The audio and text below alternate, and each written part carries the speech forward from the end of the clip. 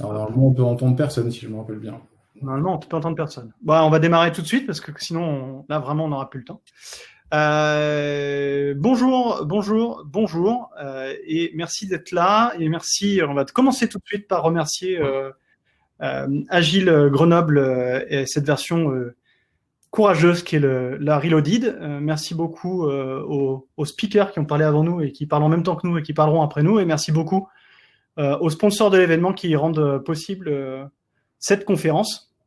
Et saurez-vous retrouver le logo de mon entreprise, un indice, il laissera aussi sur le slide d'après.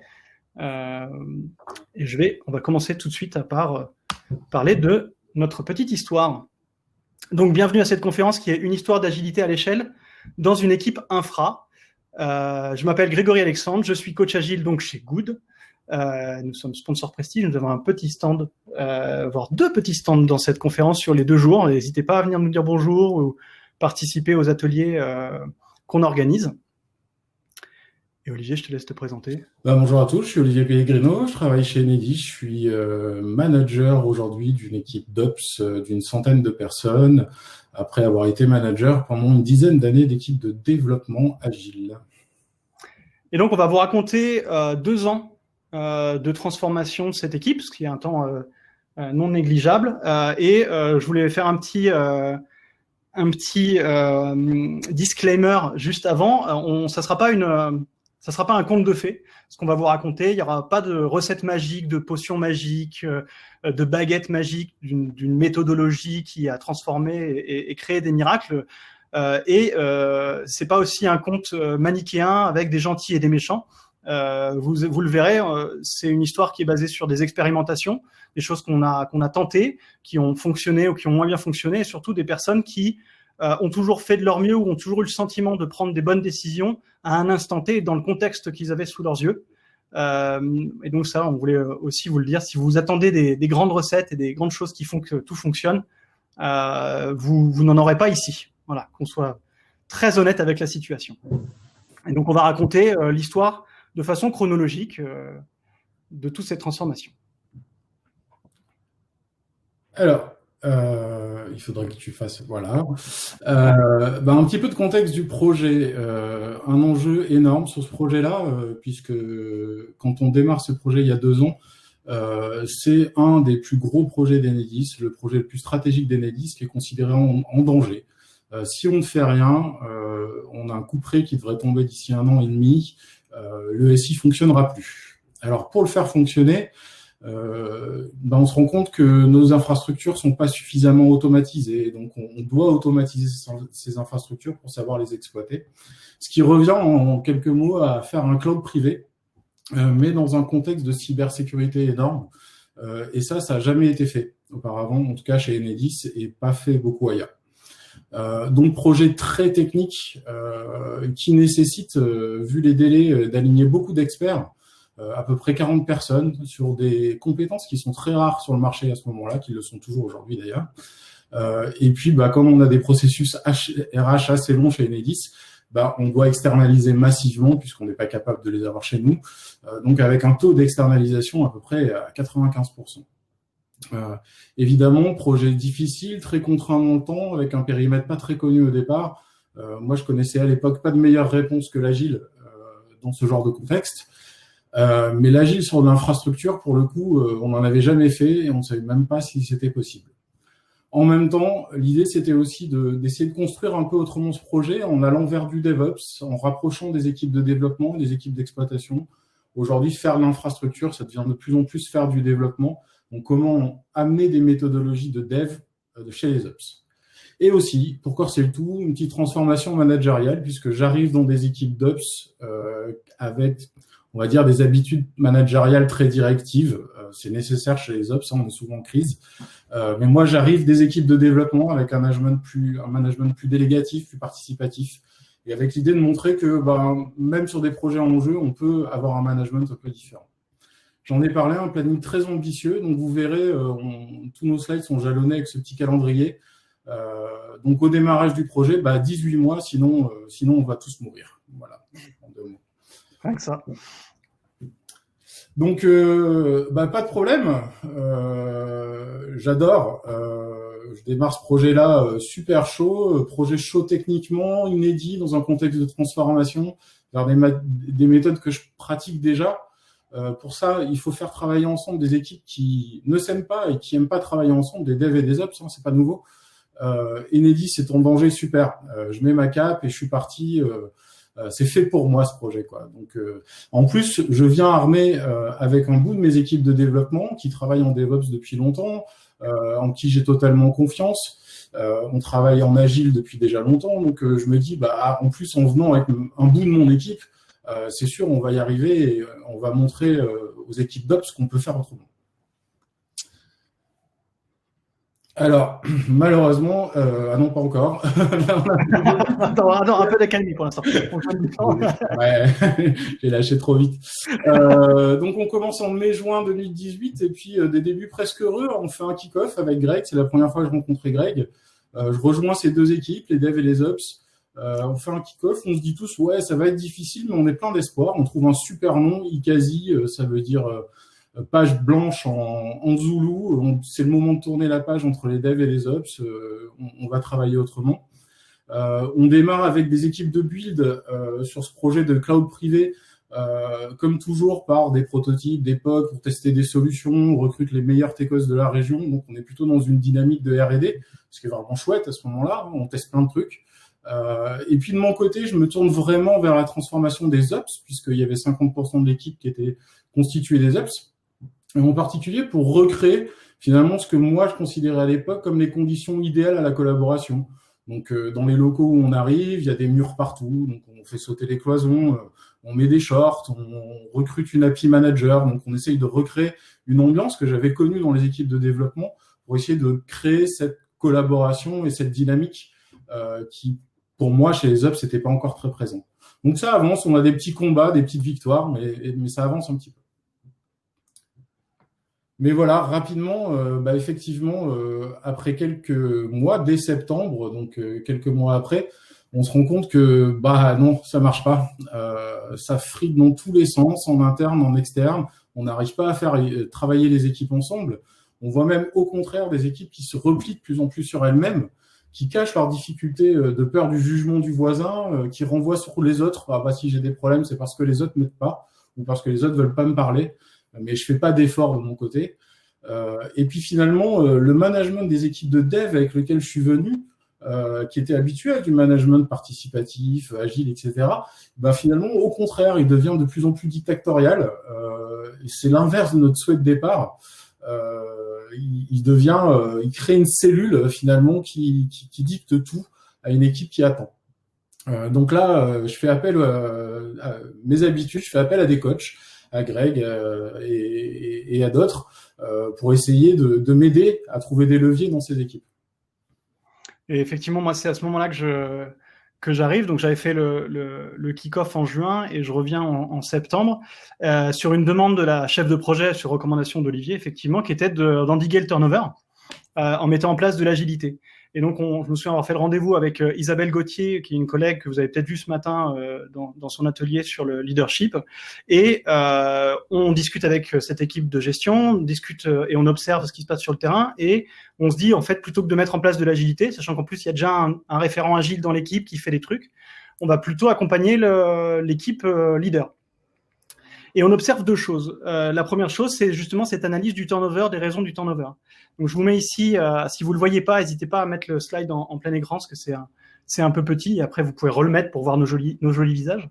Mais ce qu'on voit ici, c'est une représentation du système, qui était représentée par une boucle centrale, qui était une boucle qui s'amplifie, qui augmente encore sur l'affectation des experts. En fait, cette équipe leader affectait les tâches les plus intéressantes de R&D aux gens qui étaient les plus experts du système. À ce moment-là, je crois il y a une quinzaine de personnes dans l'équipe, et donc ça repose sur 5-6 personnes. Et de fait, comme ils affectent tout aux plus experts, ça nuit à la montée en compétence des autres personnes, et donc on affecte encore plus aux experts. Et donc à partir de cette boucle qui s'amplifie, qui augmente, on a deux effets, deux raisons de turnover, c'est-à-dire que les personnes à qui on n'affecte pas des choses intéressantes, elles ont envie de partir. Et les personnes à qui on affecte les trucs les plus intéressants, c'est-à-dire on leur donne des capacités de décision très fortes, on parle d'empowerment en anglais, donc puissantement en québécois sans doute, on les met dans des situations dans lesquelles ils sont en autonomie décisionnaire. Ce qui fait que quand on leur dit, là tu vas pas décider, ou là c'était pas le bon choix, ou là il faut que tu écoutes l'équipe ou quoi que ce soit, il y a une frustration qui se génère, et ça génère du turnover, ou en tout cas des volontés de dire je m'en vais. Vraiment, il y a des gens qui sont partis aussi parce qu'ils avaient des montées de prise de contrôle qui étaient coupées dans leur élan, et donc les personnes s'en allaient. Sur ce schéma, on voit aussi des petites flèches, des petits traits parallèles là qu'on appelle des effets retard, c'est-à-dire que la cause et l'effet se passent pas de façon directe et visible. Cet effet retard, et ça peut prendre des semaines, des mois. Là, on est plutôt dans des mois, et donc c'est difficile de mesurer qui fait quoi et qui est la cause de quoi. Et donc on voit qu'il y en a partout, ce qui fait que traiter et revenir en arrière, faire machine arrière, c'est assez compliqué. Donc ça, c'est une représentation, c'est pas la vérité. Hein, on parle un peu de systémique ici, donc il manque probablement d'autres bulles qui expliquent d'autres choses, ou alors peut-être qu'il y a des choses qui sont à mesurer là-dessus, mais en tout cas, c'est cette observation. La deuxième, c'est le fossé entre ce que perçoit l'équipe de gestion et ce qui se passe sur le terrain dans nos observations. C'est-à-dire qu'on mène des ateliers avec l'équipe de gestion et on a en face de nous le parfait manager 3.0, à l'écoute, servant leader, disponible. Et quand on va sur le terrain, les remontées qu'on a, c'est plutôt, c'est un peu violent, étonnamment. Et donc on en discute, on essaie de travailler ça, de remonter, et il y a un déni, où il y a des explications pour tout, de la justification systématique, et donc on est face à un mur. Et donc là, c'est là où on a des discussions avec Olivier, et Olivier qui avait déjà ressenti des choses, nous on a partagé notre constat, et il a fallu prendre une décision par rapport à ça. Ouais, voilà, pendant 6 mois presque, puisque là c'est presque 6 mois après le démarrage du projet, finalement on se rend compte qu'on n'a pas produit grand-chose, cette hyper concentration des décisions, etc., fait que ça freine tout le monde. Il y en a quelques-uns qui travaillent, et puis finalement les autres sont peu impliqués, peu motivés, on a beaucoup de turn. Finalement, je me rends compte que le chef de projet avec qui j'étais venu des équipes de dev, finalement, supportait pas ce nouveau contexte et la pression associée à ce projet. Il décide de tout avec quelques élus, et puis il laisse les autres membres de l'équipe qui savent finalement même plus pourquoi ils sont là, quoi. La pression devient telle que le chef de projet arrive malheureusement à être pas bien du tout, et je dois prendre la décision difficile à l'époque, très difficile et très longue à prendre, de lui demander de quitter le projet, essentiellement pour son bien, même si à ce moment-là il y a toujours une phase de déni et c'est pas facile, mais pour son bien, pour la protéger, et puis aussi pour protéger le projet, puisque je voyais que le projet il avançait pas. J'en profite pour demander un premier décalage du projet, parce que on avait déjà grillé 6 mois sans produire grand-chose, donc je voyais déjà que ça allait être tendu. Un des premiers enseignements qu'on a eu là, c'est de se rendre compte qu'une équipe qui marche dans un contexte, etc., quand on change de contexte, même si on a l'impression que c'est que des choses autour, que le projet est passionnant, que l'équipe est la même, en fait, elle marche beaucoup moins bien. Voilà. Donc, une fois que ce chef de projet est parti, je me retrouve sans chef de projet, donc je délaisse un peu les autres équipes, et puis je reprends l'intérim du management de projet en direct. Et puis avec une préoccupation principale, qui est de dire que on a mis longtemps à monter cette équipe, à recruter et à trouver les profils nécessaires pour le faire. Ils s'en vont, et il faut vraiment qu'on arrive à endiguer ce turn, parce qu'on a besoin d'experts qui sont très rares, donc il faut absolument qu'on les garde. Donc je décide d'opérer un virage vraiment à 180 degrés et passer dans un management totalement participatif, et notamment sur la question de la réorganisation de l'équipe. On se met à être transparent totalement sur nos difficultés avec l'équipe, et puis on associe tout le monde à la trajectoire du projet et aux décisions qui sont prises sur la réorganisation. Et donc on est toujours, faut voir vraiment cette décision comme on est toujours dans une volonté d'endiguer les départs, et donc c'est une décision qui est très très forte. Donc on essaie de voir comment on va construire le modèle, l'organisation, et donc Olivier constitue une équipe de réflexion avec, ça c'était super, avec des gens qui viennent de compétences différentes. On a des gens de la sécurité, des architectes, des gens qui viennent des différentes technos qui constituent le projet, et on trace un peu cette organisation. Moi, la première chose qui était fondamentale à mes yeux et qu'on a partagé avec Olivier, c'était de faire du contextuel. On a des gens pour qui l'agile, c'est pas pour l'infra. Et donc arriver en disant on va faire du Scrum et on va amener le Scrum, qui est un truc qui vient du dev, qui a été décrit dans les environnements de dev dans l'infra. On s'est dit c'est un risque potentiel et on a peut-être moyen de faire autrement. Et donc ce qu'on a fait, c'est que on n'a pas pris une méthode, on s'est inspiré de différentes méthodes ou de différentes choses qui ont été décrites. Et donc, je me posais la question de savoir est-ce que c'est une base Kanban avec une volonté de... Parce que les gens, ils font des tâches, ils ont des trucs à faire, et donc l'objectif, c'est de les finir et d'aller vers l'avant et de créer du flux et d'optimiser le flux.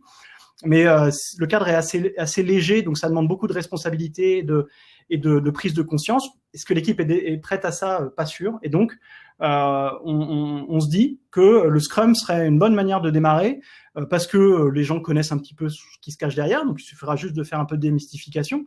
Et surtout, ce qui est intéressant avec le Scrum, c'est quand même le système, le rythme, un cadre qui est donné, avec un rythme qui est donné, avec des rituels qui sont faits de synchronisation, qui sont rythmés. Et donc, plutôt que de libérer tout et de casser, même bien qu'Olivier ait cassé les murs physiquement, mais là, casser les murs complètement de l'organisation et de laisser les gens se débrouiller, c'était trop risqué. Donc, le Scrum offrait certains murs, certains éléments de garde-fou. Et donc, on part sur cette base Scrum, mais sans dire qu'on va faire du Scrum. On s'inspire de Spotify. Alors Spotify n'est pas un modèle pour ceux qui ont déjà lu la littérature, mais quand même, on a des choses intéressantes avec Spotify. On constitue des squads Spotify, mais en fait, on le trouve aussi dans d'autres modèles à l'échelle qui sont des équipes polycompétentes, donc avec plusieurs métiers sont surtout en capacité de livrer des fonctionnalités de façon autonome. Donc, l'autre objectif, c'est limiter au maximum les effets d'adhérence entre les équipes et de sortir surtout du modèle de les experts sont entre eux. Donc, c'est vraiment notre objectif. Et le deuxième truc, quand même, c'est la constitution de chapters par technologie, parce que comme les décisions émanent des membres de cette équipe, il faut les réunir de temps en temps pour qu'ils puissent prendre des décisions stratégiques avec les architectes. Et un peu à la manière de Spotify, sans le nommer, en fait, en écrivant ce slide que je m'en suis rendu compte, c'est que on est effectivement plus dans une recherche de communauté que de structure. Et notre objectif, c'est de changer complètement de modèle, de passer un message fort, de changer le modèle et de passer à quelque chose où on va discuter entre nous et construire ensemble. On a une décision qui est assez forte aussi, celle de faire monter en compétence des product owners, donc des gens qui vont redescendre les besoins des utilisateurs, et des Scrum Masters qui vont animer leurs différentes équipes, que nous, d'ailleurs, on a appelé facilitateurs pour justement éviter de dire on fait du Scrum, on fait du Scrum, on fait du Scrum. Donc on avait plutôt des facilitateurs dont l'objectif était de faciliter, de fluidifier les relations dans l'équipe et entre les équipes.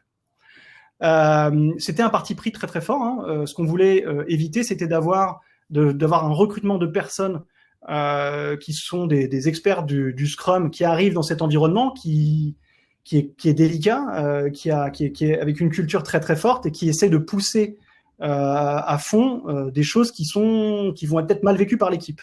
Donc c'est un parti pris, c'est un pari qu'on fait à ce stade-là. On construit une roadmap agile en essayant de positionner un petit peu les grands besoins du projet, et en fait cette roadmap elle explose assez vite parce qu'on a un projet qui est éminemment technique, les clients sont techniques, tout le monde parle technique et on descend à des niveaux d'ailleurs de vocabulaire technique qui sont très très très très bas. Et donc cette roadmap aujourd'hui, au début on est plein d'entrain pour poser du fonctionnel et elle explose très vite.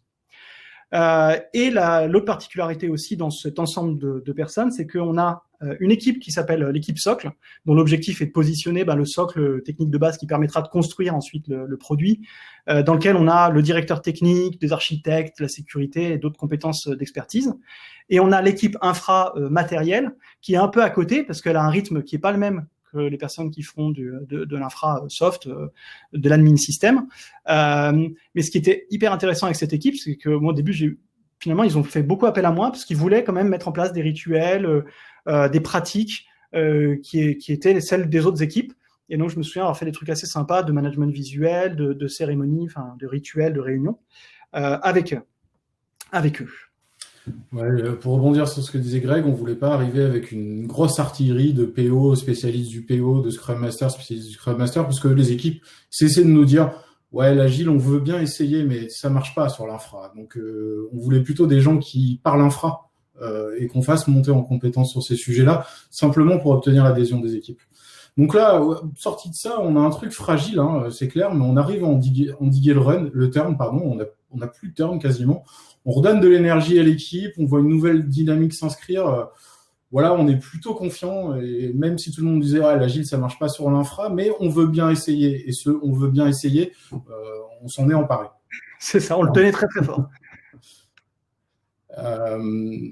Voilà, mais ça n'a pas duré très longtemps, encore une fois, parce que quelques mois après, on se rend compte qu'on patine vraiment. On se heurte au côté ops de la force, j'ai envie de dire. Encore une fois, l'agile, Olivier était gentil, mais sur un projet comme celui-là, il faut d'abord poser un socle technique solide, il faut avoir fini la conception avant de délivrer quoi que ce soit, il faut bien faire, Olivier. Et donc on a finalement cette fameuse itération 0 où on pose un socle, qui ne finit pas. Et encore une fois, on se retrouve avec une élite, quelques grands experts, les meilleurs, qui se retrouvent à travailler sur ce socle technique pendant que les autres attendent. Ce qui crée plein de tensions dans l'équipe, parce que finalement, on se retrouve encore dans certains qui conçoivent, et puis les autres, on les occupe avec des sujets qui finalement ont assez peu de valeur en attendant que ce socle soit posé. On voit qu'on a des équipes avec beaucoup d'ego, on a recruté beaucoup d'experts qui ont l'habitude d'intervenir un peu tout seul sur les projets, etc. Là, on a des équipes d'experts, donc il y a un challenge technique énorme, et pour chacun d'entre eux, on montrait que c'est eux qui ont raison. Donc finalement, on arrive à des comportements qui sont, à chaque fois qu'une décision est prise, elle va être systématiquement remise en question, ou alors on n'arrive jamais à faire prendre des décisions sans intervention du management, et ce qui était strictement l'opposé de notre intention de départ, qui était de dire on crée des chapters qui vont prendre des décisions, etc. Ouais, moi je me souviens à ce moment-là d'avoir eu des discussions avec Olivier dans lesquelles je lui disais, en fait, on a beaucoup d'incertitudes sur le besoin client, parce qu'en fait, comme on reste tous sur la technique, on ne sait pas exactement quel est le... Olivier sait ce qui est attendu, mais comme on parle tous technique, on s'en mêle vachement là-dedans. On a énormément d'incertitudes sur la technique, puisque en fait, on est en pure R&D, donc il y a plein de choses qui se découvrent tout le temps. Et on est en incertitude sur l'organisation. Et donc, les murs, ils bougent tous tout le temps. Et donc, la meilleure action, c'est d'essayer de stabiliser quelque chose, en l'occurrence l'organisation, en essayant de retrouver de la vision client pour restabiliser des choses, ce qui est très difficile. Donc, c'est l'organisation qui nous sert un peu de boussole pour pouvoir mesurer ce qui bouge à côté. Moi, je me souviens qu'à cette période, ça a duré assez longtemps et ça dure encore un peu. C'est que, comme c'est hyper technique, moi, je suis baladé dans tous les sens. C'est-à-dire que dès que j'essaye de pousser des pratiques, il faut découper le besoin, il faut essayer de faire la définition de terminer pour être sûr qu'on sait quand est-ce qu'on termine les choses, parce que les choses se terminent pas. Et oui, mais tu sais, dans l'infra, machin, on peut pas cette techno-là, machin. Et en fait, on me parle avec des termes techniques. Moi, je suis un ancien développeur. J'ai une petite culture dans ce domaine-là, mais on parle vraiment à des niveaux très très bas, donc je me sens assez baladé. Et surtout ce qu'a dit Olivier, c'est vrai que ce qu'on observe, c'est que en fait, on voit qu'il y a de la remise en cause des décisions techniques qui est perpétuelle, qui est liée soit parce qu'on a des nouvelles informations, c'est normal, c'est l'agilité, on découvre des choses, on est en R&D, qui plus est, ou alors parce qu'on découvre qu'en faisant ci, en le connectant à un autre truc, ça marche pas. On a aussi des disparités sur les expériences, c'est-à-dire que des gens qui préfèrent telle techno à une autre techno, ce qui fait que quand il y a une techno qui est choisie, les autres disent mais non, c'est ma techno qui était la meilleure, et qui va chercher à tout prix à pointer du doigt les failles de la décision. On a ça qui se renforce tout le temps, et à un moment donné, ces remises en cause de décisions techniques deviennent des remises en cause de personnes. En fait, la personne qui prend cette décision, elle est mal placée pour la prendre, c'est pas la bonne personne, elle a pas les bonnes compétences, elle est nulle. Et moi, je suis fort. Et ça, c'est un peu partout, mais surtout très très prégnant entre l'équipe socle avec le directeur technique et le reste. L'équipe socle, le directeur technique dit non mais enfin, les mecs savent pas. Et ceux qui sont dans les équipes disent ils sont gentils l'équipe socle, mais ils voient pas tout. Et ça se renforce et ça se renforce. Ce qui fait que ça génère des tensions, évidemment. D'où le troll. Le troll était le moyen de décompression. On parle d'homéostasie dans les systèmes, c'est-à-dire cette capacité à un système de s'auto-réguler pour éviter qu'il explose. Le troll, c'était la soupape pour ces tensions, ce qui fait que c'est terrible en termes de communication. C'est jamais quand les gens sont sérieux et quand ils blaguent. Et bien qu'on essayait d'alerter au maximum avec Olivier, c'était la soupape. Donc on protège ce troll. Et en fait, toutes ces tensions génèrent de la remise en question de l'organisation. Ah oui, parce qu'en fait, si c'est pas les bonnes personnes qui prennent les bonnes décisions, c'est à cause de l'orga. Si on avait une autre orga, on mettrait les bonnes personnes aux bonnes décisions. Et donc, moi, je me fais balader là-dessus. Mais il n'empêche que ça tient. Ça a tenu à peu près 8 mois, je crois. Pendant 8 mois, j'ai essayé de me souvenir. On n'a pas eu de départ de gens qui claquaient la porte parce qu'ils en avaient ras-le-bol. Donc, ça fonctionne dans ce dysfonctionnement, quoi. On finit quand même par se rendre compte que finalement, ce qu'on a fait en mettant cette nouvelle organisation, c'est qu'on a fini par reproduire les problèmes d'avant, hein, c'est-à-dire certains qui travaillent, d'autres qui attendent, et puis des tensions un peu dans tous les sens. C'était juste plus les mêmes rôles et plus les mêmes personnes qui endossaient ces rôles, et avec un côté amplifié qui était que finalement, on avait libéré la parole et tout le monde avait le droit de donner son avis sur tout, quoi. Donc, ça finissait par empirer les choses. Et donc, je disais qu'il y avait enfin, ça se matérialisait beaucoup entre l'équipe SOC, les autres équipes. Et en septembre 2019, on fait une grande rétrospective avec l'équipe. Il y a 30 personnes à ce moment-là, avec nos 3 feature teams, l'équipe SOC, l'équipe infra. Et lors de cette rétrospective, il y a un des membres de l'équipe qui dit « Moi, je ne sais pas qui gouverne ce projet. Je ne sais pas qui fait les grandes décisions. » Sous couvert de dire, est-ce que c'est Olivier le chef de projet ou est-ce que c'est l'équipe socle, finalement, qui a un très très fort pouvoir et qui fonctionne un petit peu en boîte noire. C'est pertinent, même l'équipe socle dit ça serait intéressant d'en discuter, et on mène des projets, des ateliers de réflexion sur comment il faut s'organiser, comment il faut communiquer. Et en fait, au cours de ces différentes réunions, de ces différents ateliers, on voit qu'il y a des tensions énormes et une défiance. C'est même plus une méfiance, c'est de la défiance entre les personnes dans les équipes et les gens dans l'équipe SOC. Et notamment, je me souviens d'une réunion qui était vraiment une réunion de médiation, donc c'était à dire à quel point on en était arrivé. C'était rencontre à hockey choral. C'était une tension principalement entre le directeur technique et un des product owners ou les product owners. Et en fait, dès qu'il y avait quelqu'un qui disait quelque chose, l'autre partie contre-attaquait très fortement ou se justifiait très fortement, se braquait, voire rompait la communication complètement. De fil en aiguille, avec d'autres choses qui se sont passées sur cette équipe socle, nouvelle décision forte d'Olivier, du chef de projet, qu'on mène ensemble, c'est de dissoudre cette équipe socle et d'aller répartir les membres dans les squads, dans ces équipes polycompétentes.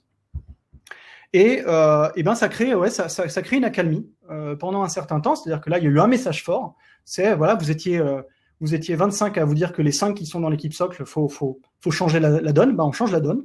Vous voyez, on fait des trucs, quoi. Et on se disait quand même, fallait aussi arrêter ce système de vase clos qui était cette équipe socle. Donc c'est assez fort. Et aussi, cette action permet de calmer le jeu et au product owner de construire une roadmap qui permet à l'équipe de retrouver des rails et de recommencer à livrer des choses et à avoir un objectif à court terme. Et ça, c'était plutôt intéressant.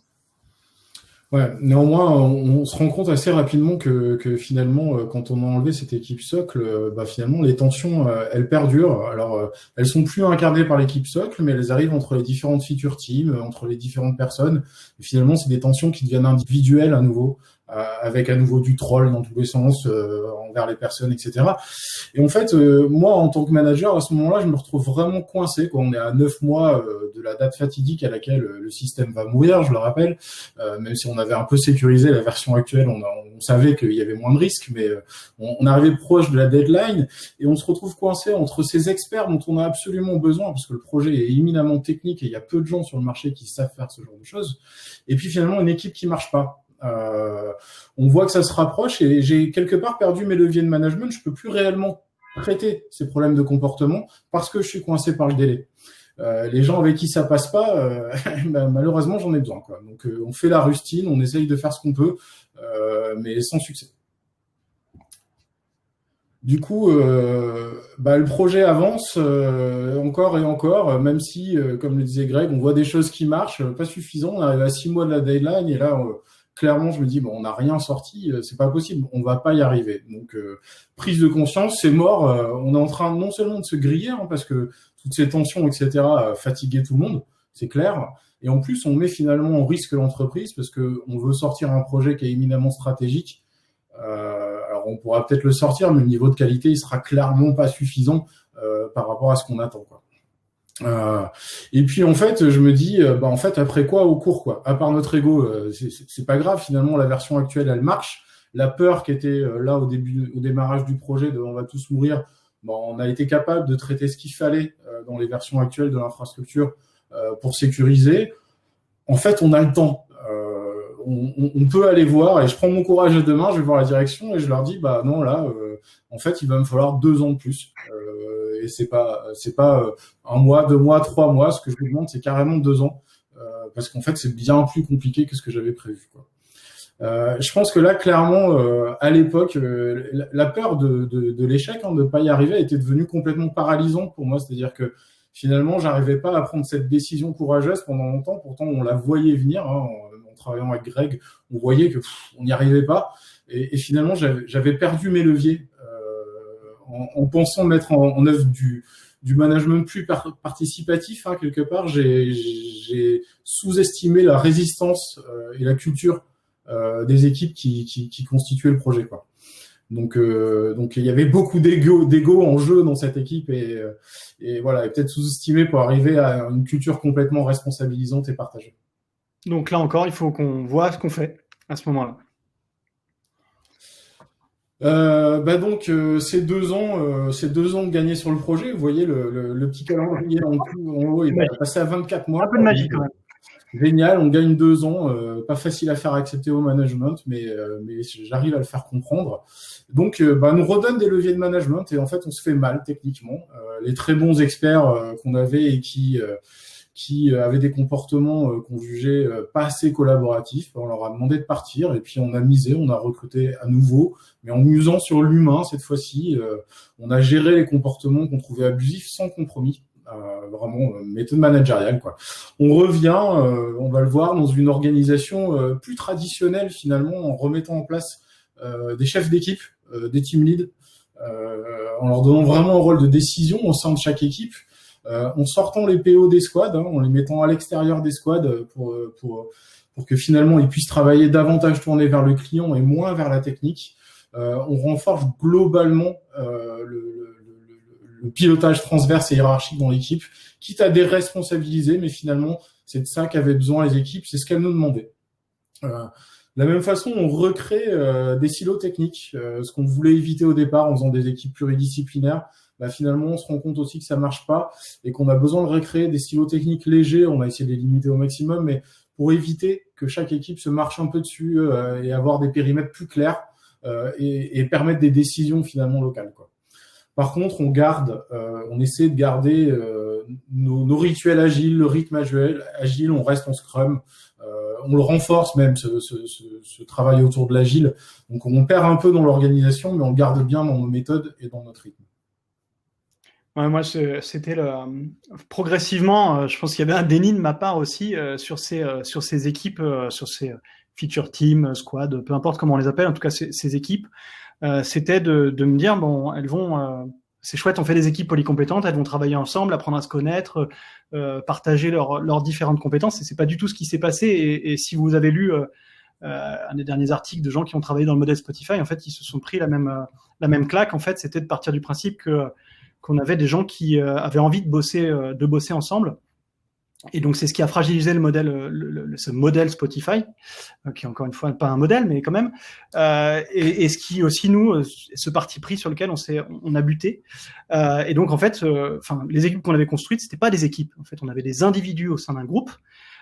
Mais une équipe, c'est des gens qui, s'entendent bien, sont dans le même espace, communiquent, mais surtout des gens qui ont besoin de travailler ensemble de façon opérationnelle, quotidienne ou presque, en tout cas sur du court terme, pour avoir des raisons de travailler ensemble. Et là, c'était pas le cas.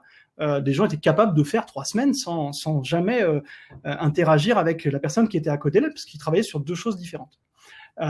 Et donc moi, ça m'a pris beaucoup de temps à comprendre ça.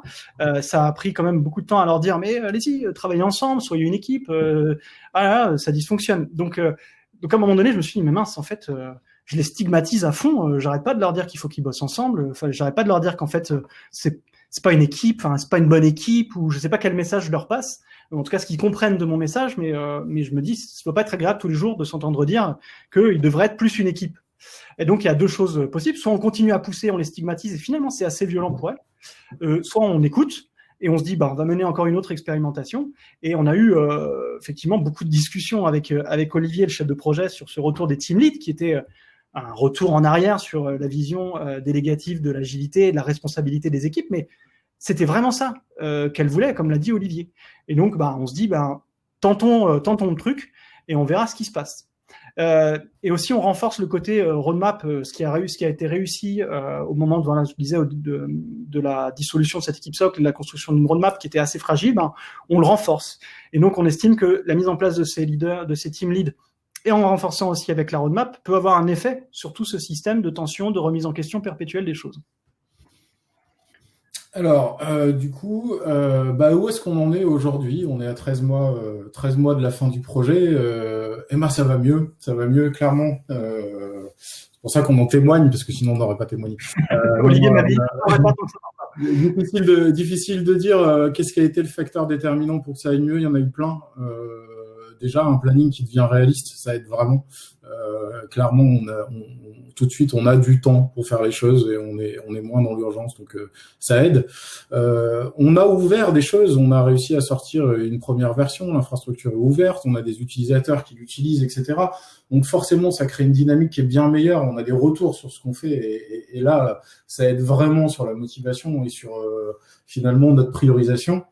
On l'a dit, on a traité les comportements qui étaient pas les bons, donc on a aujourd'hui des comportements qui sont sains, on a une confiance qui est regagnée dans l'équipe et dans le management aussi, c'est important. À un moment donné, il y avait vraiment le management ne fait pas ce qu'il faut, le fait qu'on ait pris des décisions difficiles a redonné confiance dans le management. Et puis étonnamment, le premier confinement, il nous a presque aidé puisque il y avait beaucoup de difficultés de communication dans l'équipe. C'est quand même une équipe de 40 personnes, c'est toujours difficile de trouver des canaux de communication. Et finalement, le confinement fait que la communication était plus écrite à travers des canaux Mattermost, à travers des chats, etc. Et donc mieux partagée en visibilité de tout le monde. Et puis probablement que le confinement, il y a eu un petit effet solidarité et on va s'entraider qui est évident. Non, effectivement, surtout toutes les périodes où on leur disait mais faites du management visuel, écrivez les choses, posez les choses, à chaque fois ça passait pas quoi, ça passait pas. Et là d'un seul coup c'était faisable et presque obligatoire. Moi donc là moi le confinement je suis chez moi donc c'est assez difficile d'ailleurs en tant que pour accompagner ce dispositif là d'être à distance et loin. Je suis pas sur le passage obligé du fonctionnement opérationnel donc on m'oublie un petit peu, donc je communique beaucoup plus avec le chef de projet. Je suis en soutien, en support du chef de projet, un peu moins présent. Moi, les remontées que j'ai, c'est qu'effectivement, ça va beaucoup mieux, c'est plus calme, il y a plus de sérénité, les communications se sont vraiment apaisées et qu'on peut regagner. Maintenant, le sujet, maintenant, on va plus gérer les personnes entre elles, mais on peut revenir sur. Maintenant, sujet, c'est reprise de pilotage, un peu mieux, sujet opérationnel et avancé. Donc ça, c'est assez chouette. Les pratiques sont effectivement toujours là, comme le disait Olivier. Moi, je suis pas contre enlever une pratique qui marche pas, même la rétrospective. Et quand on leur a dit, écoutez, la rétrospective, finalement, vous prenez pas d'action d'amélioration, donc on peut l'enlever. Et les équipes nous disent non, c'est un bon moyen, on discute entre nous, c'est une bonne occasion de discuter entre nous. Donc il y a quand même une appropriation. Et en plus, moi, je crois fondamentalement que quand on enlève quelque chose et que les gens ne veulent pas, c'est qu'ils ont envie de prendre les rênes du truc. Donc c'est une forme de responsabilisation. Et donc c'est assez chouette de voir comment ça marche. Les pratiques sont là et la communication entre les product owners, les team leads, les équipes est vraiment bien meilleure qu'avant. Ça c'est aussi agréable à voir. Clairement, si on doit faire un point et finalement l'agilité dans tout ça, aujourd'hui, je pense que le point le plus important, c'est que nos clients sont contents et satisfaits de ce qu'on produit, et je pense que ça doit être notre objectif premier, agile ou pas. Je crois que c'est un des principes fondateurs de l'agilité, c'est que nos clients considèrent que ce qu'on produit leur sert. On a des PO qui peuvent se tourner de plus en plus vers les clients, c'est ce qu'on est en train de voir. Ils n'ont plus besoin de se tourner vers la technique et vers les équipes, mais de plus en plus vers le besoin. Et sur un projet d'infrastructure, c'est pas simple parce que le besoin, il reste très technique. On n'a plus de turn et même on arrive à faire des embauches côté Enedis, donc c'est que les gens se projettent, les gens de l'équipe se projettent à long terme dans le projet, donc ça c'est un vrai changement. On arrive à faire de la recette, des tests automatisés d'infrastructure, ça c'est génial, c'est vraiment de la culture qui vient du dev. On automatise du test en amont des développements, même sur de l'infra. Nos sprints, on les tient de mieux en mieux, c'est pas encore top, on peut encore mieux faire, mais on les éclate plus en tout cas. Et puis surtout, on voit de la solidarité dans les équipes, on voit vraiment une équipe, ce qu'on a mis très longtemps à voir. Alors finalement, si on avait un truc à vous dire aujourd'hui, finalement, quand on prend un peu de recul et quand on a préparé cette présentation avec Greg, on voit la courbe, là, c'est Olivier qui nous a fait ce joli dessin, on se dit, ouais, en fait, on est début dans la courbe du changement, quoi, et si c'était pas plus compliqué que ça, on pourrait refaire le monde, mais en fait, juste le message, c'est, ouais, quand on est dedans, ouais, pas facile d'avoir le recul et de se dire, ouais, quels sont nos leviers, etc., quoi. Je pense que faut pas sous-estimer la culture et la résistance dans ce genre de changement. C'est une transformation, ça se fait avec plein de choses, mais surtout avec des humains. Et il faut pas oublier les humains qui sont dedans et voir à quel prix ils sont prêts à ce changement. On dit souvent donner du sens. Je pense être quelqu'un qui donne du sens, mais peut-être avoir eu du mal parfois à mettre au niveau d'écoute possible des équipes finalement. Peut-être que le sens que je leur donnais en disant pourquoi on va faire de l'agile, pourquoi on va essayer de manager autrement, c'était trop loin pour eux et finalement ça leur parlait pas. Aujourd'hui, je suis incapable de dire si tout ça est une réussite ou un échec. C'est encore beaucoup trop tôt pour le dire. On a encore heureusement à peu près 1 an pour finir le projet, mais on a appris énormément avec Greg, je pense. Ouais, c'est clair. On peut quand même dire qu'en ce moment, ça n'a jamais été aussi bien que ouais, aussi ça.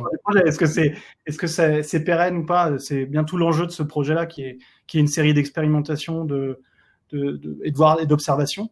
Moi, ce que je retiens, enfin, je le savais déjà en arrivant sur ce projet-là. C'était déjà ma conviction, c'est qu'il n'y a pas de recette magique qui fonctionne dans tous les contextes. Et surtout quand j'arrive dans un environnement, moi, de mise en place d'agilité dans un environnement infra, j'en ai discuté, mais alors arriver comme ça, de but en blanc sur un projet comme celui-là, il faut vraiment repenser ce qu'on pense être acquis. Donc je reste convaincu de ça. Et en fait, en plus de ça, si on a des recettes magiques qu'on suppose être fonctionnelles, qu'est-ce qui se passe quand ça marche pas?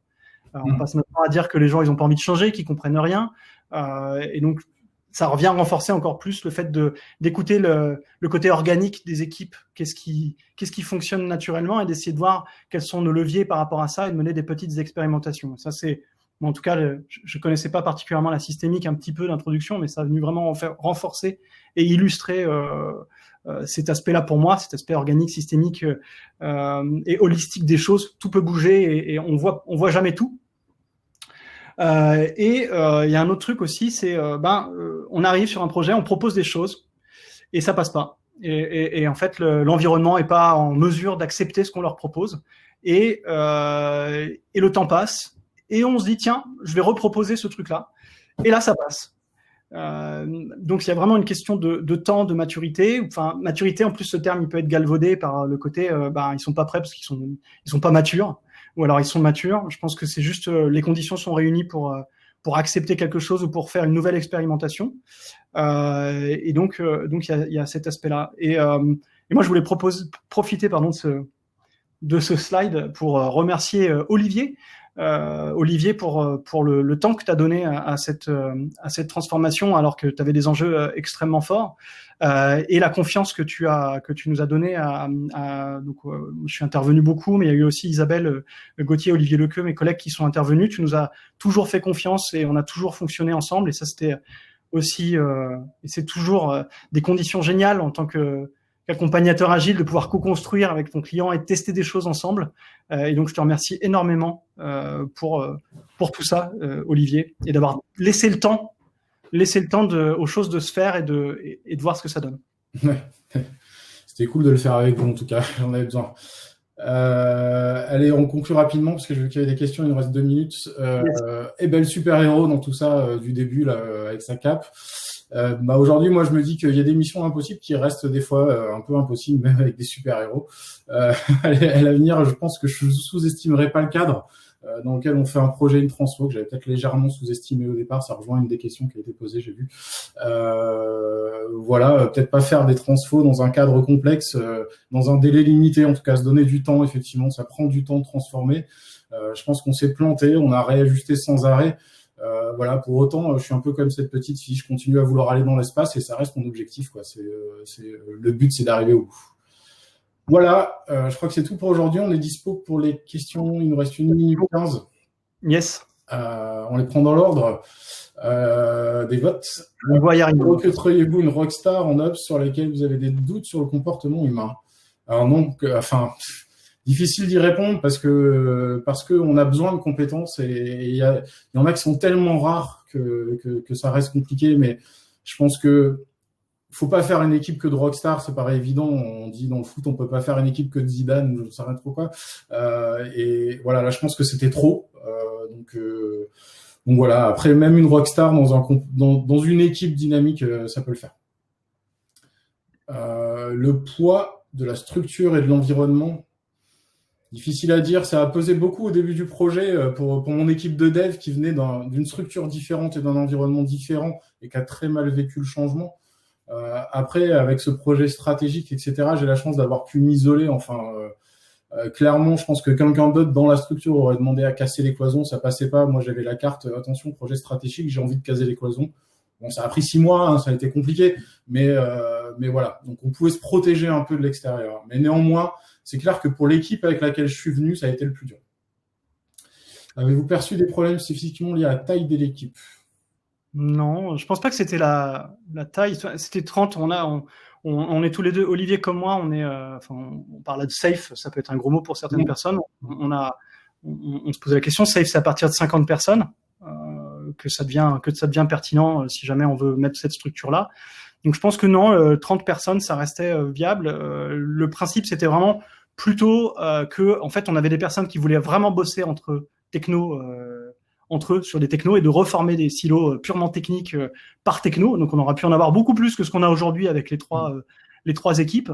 Je me souviens avoir eu des grands débats avec le directeur technique, Olivier, chef de projet, qui disait l'organe ne fonctionne pas, il faudrait revenir là-dessus. Et on revenait à des silos techniques et donc vraiment des niveaux d'adhérence qui auraient été énormes si on était revenu à ça, c'est-à-dire des personnes qui font leur truc et qui livrent. Et on voit ce qui se passe. Non, je pense qu'on était toujours sur cette lutte entre polycompétences et component team, équipe par niveau de compétences, quoi, par type de compétences, pas la taille. Je laisse répondre à la dernière question qui est mon avis. J'avoue, la redéfinition des règles comme une révolution. C'est pas philosophique, Paul-Emmanuel. Alors, je sais pas exactement ce que tu mets derrière ta question. Je suis pas sûr de comprendre ta question. Peut-être pour ça qu'Olivier m'a demandé d'y répondre. Ouais. Systémique. De toute façon, alors la redéfinition des règles, ça dépend ce que tu mets derrière le terme de règle, mais si on parle de cette transformation complète, oui, c'était une révolution complète du mode de fonctionnement. On a mené tout d'abord une révolution, puis des séries d'évolutions du système. Je pense que c'était surtout quand on a remis du cadre avec les team leads, etc. Quoi. Tu vois, c'était. Est-ce que c'est une révolution ? Je pense que pour les équipiers, c'est pas une révolution. Non. C'est une évolution du système dans lequel on les a écoutés et on a remis une responsabilité sur des personnes pour que ça crée un nouvel état de fonctionnement. Donc, je ne vois pas ça comme une révolution. Est-ce que le silotage n'est pas lié ? Ouais, c'était la question qui est là. Le temps est fini. Oui, tu peux peut-être afficher le rôti. Ouais, j'ai remis le lien dans le chat. Merci énormément. Merci énormément pour votre écoute. Merci à vous. Merci beaucoup. Et puis, on peut se retrouver sur une table. Vous le souhaitez pour discuter.